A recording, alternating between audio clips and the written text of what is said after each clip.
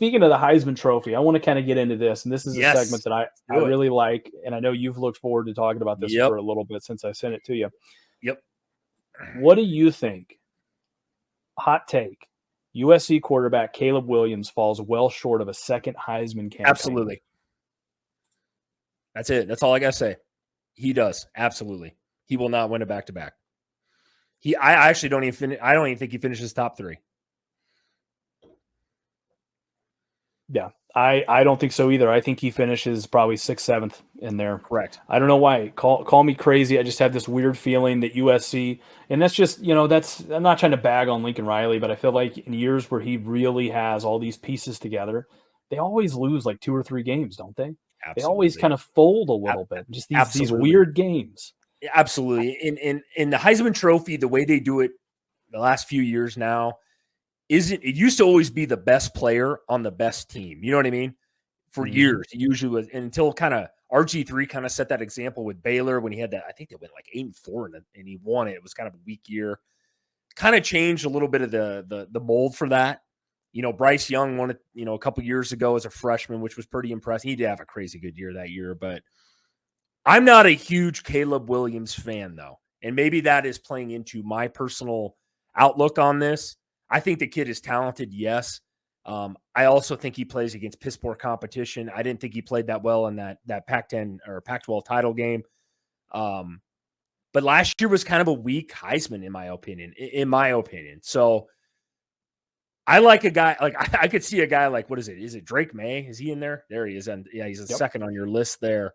From UNC, man, had a crazy good year. Kid puts up crazy stats though. Which is obviously part of the Heisman too. I do have some kind of, I have some wild cards I could throw out there though, that I think guys that are, I see Jeff Sims from Nebraska plus, wow. I haven't seen that yet. Anyway, I have a couple guys that I think that could be in that race, but I to answer your question, no, I don't think he finishes top 3 or 4. No, I don't. What about you? No, I think he finishes again. I think he'll be lucky to even get anywhere near top 5 in this. I think there's too many names I like on there. I like Bo Nix. I mean, Bo Nix, like he's been around college football forever. He's going and he downgraded to go from the SEC to the Pac-12. And people have been pretty super well last year, did he not? I mean, he played pretty well. I think he did. Yeah, he's one of those guys too. I mean, if you can put the team around him, and Auburn's kind of struggled the last couple of years to fill the competitive team in that SEC. So I can't put everything on Bo Nix. But I like what Dan Lanning, he was Georgia's defensive coordinator. I like what he's doing over there, at Oregon. I'm telling you right now, this could be. I think that's my, not to interrupt you, but I did interrupt you, but I think that's who wins the Pac-12 next year. I don't know if that's a hot take, but I do think Oregon wins that next year. What about you? Yeah. Give me a hot take on that right now. Just off the rip? Who wins the Pac-12? Yep. I'd go on that. I think. Ooh, hold on one second. I think Utah. Utah three-peats it. Yeah, they're returning a ton of production. They've got Cam Rising. He's the fact that is he even on this list? I don't think he is. No, he's not, and he is a tough son of a bitch, dude. And I love watching that kid play, man. I truly do. When I get to watch those late games, I love watching that kid play, man. He's a tough kid. He kind of reminds me a little bit of Jalen Hurts, man. He's just a tough dude. You know what I mean? And wills his team to win, man. Nobody ever thinks of Utah in the college landscape, man. But I do love – they kind of play like they play a little bit of a – which is why I think they keep winning over there is they play a little bit of a Big Ten style of offense, They're a little more smash mouth, mean, run the football at you, play really good defense. So – not to, like I said, I interjected you there, but like that's a good take though. But I do mine's going to be Oregon this year. I am going to take them. You kind of brought them up there for me, but yeah, no, I think you're right. As far as don't worry about interjecting on me, you know what I mean? Because I'm going to interject on you when I beat you in the 40-yard dash. Coming up in a couple of months. I mean, by God, we'll give you training updates too. Try to give you bi-weekly. No, I think here's really what I think too with this. I think it's an interesting lineup with this. I mean, this is the Heisman odds according to SportsIllustrated.com. I mean, they've got Caleb Williams plus 350. Another name here too, and you kind of had said it. They got Yes. Brock Vandergriff over at Georgia. So they've got this kid winning and somehow going on a roll to win the Heisman over a guy, Carson Beck. Is he? I mean, you're way more involved in the Georgia landscape than I am. I mean, is he for sure their starter then? Like he's already won the job? Just I don't know much about this kid, Christian. I mean, enlighten me, buddy. Carson Beck or Brock Vandergriff? Vandergriff. I don't think so. They're from everything I've seen, and I don't know. Again, it could all. I don't think he is. I think Carson Beck, who is a lower rated guy. Again, we talk about all this time. Stars don't mean shit when you've been in college for a couple of years. I mean, it really doesn't. You saw that with Stetson Bennett, who was a freaking walk on, right? I mean, that guy's going to be delivering packages at UPS this year. And try and, where I'm going with that. But anyways, yeah, I think, Brock Vandergriff, again, his big knock was, and he's a great quarterback. Like, don't get me wrong. He lit it up in high school. The biggest knock against him, though, was the competition. He actually played in the same, when I played quarterback, and this was a decade ago now, probably more than a decade. When I played quarterback down there in Georgia, it was, oh Lord, I can't even remember the conference, but I played at a Christian school down there at Georgia. It's competitive. Like, don't get me wrong, but he also played kind of in that same league down there. And so I know the people he was playing against were not the same competition. It's kind of an Arch Manning sort of thing there where you're kind of like, how's he going to do? Are you saying that you played in some soft competition then? Hey, look, I can't say that I played in some soft competition. Okay. All I'm saying is when the average annual tuition is north of $10,000, you're going to you're probably not going to get the cream of the crop athletes out there. Right. I agree. I'm just throwing it out there, yeah, I mean, kids were pulling up in the parking lot in Mercedes-Benz, you know what I mean? And then I transferred to a public school and I had to take the bus. So, I had to learn real quick, by God. I sound like one of those Canadian, or British people talking about like growing up in the streets, I'll wet you. That's what they say, right? So I don't know. But here's my whole thing on it. I think, when we talk about all this and we're kind of getting away from Caleb Williams here, but I think Brock Vandergriff, he has a shot to win the job. But I think everything we saw last year, I think they're a lot higher on Carson Beck for what he can do. That was kind of the name I was thinking of. Yeah, was him. I was like, man, I was surprised to see that kid up there on this list. Let's do this. I want to throw this back to Caleb Williams for a second. I just want to read his stats from last year. I mean, he had a hell of a season. He did. Passing the football, he was 66%. Actually, I don't want to read that. It's 3 6s. So for his completion percentage, let's go. But he had 4,537 yards throwing the football. He had 42 touchdowns. Okay. 42 touchdowns throwing the football.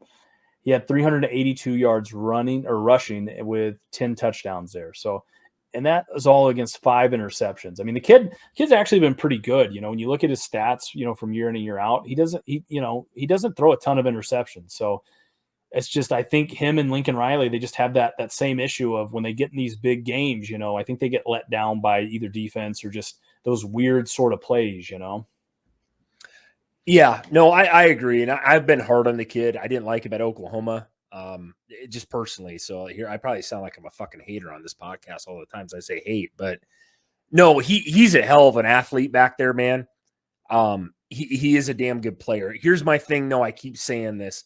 I'm not a fan of Pac-12 play as far as a whole. I don't think there's any defenses out there for the most part, other than maybe Utah, Stanford back in the day, USC obviously way back in the day. But I mean, you know what I mean? Like I stick Stetson Bennett in this conference, bro.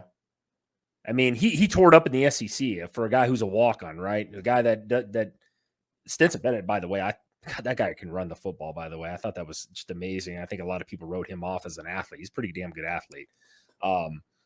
Surprised me last year. But like I guess I have this thing with like Pac-12 guys. There hasn't been a lot of Pac-12 guys to win the Heisman recently. I mean, unless you want to go back to like Reggie Bush. I think Marcus Mariota might have been the last one. Am I wrong on this with Oregon? He might have been the last Pac-12 guy to win one on that Oregon team. Yep. And they played Auburn, got their ass kicked by Cam Newton or whatever. But I mean, as far as Caleb Williams goes, do I think he's going to have like crazy stats? Absolutely. I think he's going to be nuts, but I just don't think he finishes that high. And like you brought up a good point, big games, Lincoln Riley just hasn't shown to me. I mean, I think he's a good coach. I think he can recruit, all those good things, but I don't see them, USC as a whole, or Caleb Williams being as successful as like most people are putting them up there. I mean, I've seen a lot of things, USC win a national title this coming year. I've seen a lot of stuff on that. So if they do that, yeah, then he probably will. I mean, there's only been one guy to ever win 2 Heismans, I believe. So not going to happen. So I just don't see it happen. I don't even see him coming close, to be honest with you. My take. Yeah, and there's 2 things I think that really helped him last year that aren't going to be there, and that's Jordan Addison, he's going to be one of the best wide receiver prospects to come out of college in a long time. Yep. Yeah, I mean, he reminds me, he's got that Jordan Jefferson kind of dog in him, man. I mean, he can bail you out, at the wide receiver position. He can, and he's not even a USC kid. I believe he played at Pitt for most of his time, and then transferred over there last year, if I'm not mistaken. So yeah, I do like him. I think he'll be the probably the first receiver off the board in the draft this year for sure. The other issue that they're going to run into is, again, I've always said this, I don't know why, but I've always kind of said this, and college football is sort of rotating away from this. I think, it's about throwing the ball and being able to kind of run this RPO style offense now. Yeah. I still think there's a place for the running game there. They lost Travis Dye, who was transferred in from Oregon last year, and I think he's going to have a great future in the NFL again. But they lost a lot of production there. I agree. I got a question for you, bro. All right. Let's maybe another bet here. It'd be a crazy bet if we both hit it. Who's your dark horse to win the Heisman right now? Who's my dark horse to win the Heisman? Yep. So we're talking about somebody on the list that's not. Yeah, on the list, or even that's not on the list. I got a guy, and he is back. I'm not going to tell you until you say your name, but man, you're putting me on the spot here. I did. I gotta call you out when needed, bro. Okay. All right, I got one for you as a dark horse. Okay, I got one for a dark horse here. Dylan Gabriel, Oklahoma. Ooh. Okay, I like that take. I watched him play in person last year. Yeah. So you. Yep. I've seen him, dude. He can play. Yeah, that kid can play. I think he had, he was at UCF, started off, and he had, he had probably at least 8,000 yards. It was north of 8,000 yards before he ever got to Oklahoma.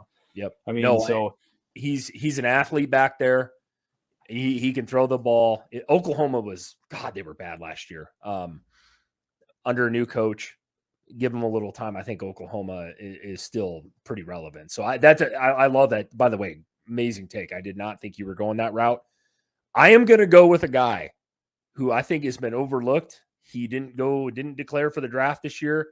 Michigan running back Blake Corum, dude. I know running backs never win the Heisman, man, but I think this kid, dude, in that smash mouth style, hardball style fucking offense, I think he's going to have some big ass numbers this year. And even their backup who played in the playoffs is a fucking stud too. But I think he's got a chance, dude. I truly do. Yeah, I like that too. I wanted to say Blake Corum, I really did. I wasn't sure because I know he's coming off of an injury, if I'm not mistaken. They've had a lot of banged up running backs, I think, over there at Michigan, and that kind of, I think, hurt them in the playoffs because they had to deviate a lot from what they wanted to do, and they had to lean a lot more on JJ McCarthy. Yeah, I think, man, this is a tough one. Yeah, I could see Blake Corum doing it. The only problem is they have two, like you said, they have 2-3 really good running backs. Donovan Edwards is there. There you go. He's actually, from what I'm seeing here, yeah, he's ahead of Blake Corum. Blake Corum's not even, on this list that we're looking at. So you know the story there though, right? Like it was I think it was 2-3 years ago. Edwards was the starter. Corum beat him out last season. And it had the monster year. I think he finished 6th or 7th in the Heisman. Corum did last year, I believe. He was right up there. He had crazy numbers. But he's a guy that I just was really impressed with the way he ran. And I know running backs don't win Heisman. It's super rare, but he's a guy for the dark horse that I would say, man, I got to put that kid right up there again. I will say this. I bet he finishes higher than your boy Williams there. How about that? You know what?